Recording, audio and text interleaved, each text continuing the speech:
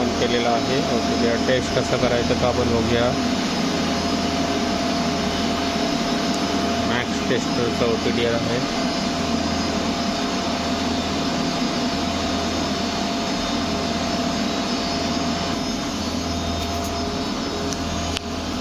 On झालेला आहे.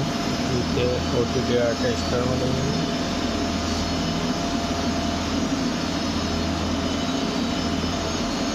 Open झालेला आहे. हा रिअल टाईम आणि स्टार्ट ॲव्हरेज. रिअल टाईममध्ये पीक कुठे आहे तो बघण्यासाठी असतं आणि स्टार्ट ॲव्हरेजमध्ये कुठं लॉस होतो. रिअल टाईमचं एक सिलेक्ट केलं,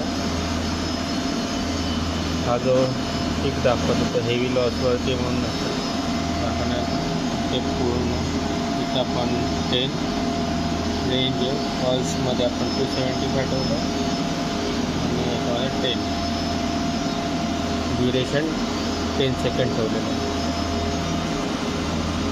आता आपण ॲव्हरेजमध्ये बघूया. ॲव्हरेजचे जे टाईम चालू झालेलं आहे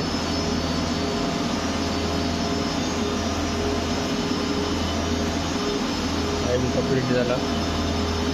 लोडिंग चालू झालं. लॉस दाखवते 3.282 वरती लॉस आहे. हे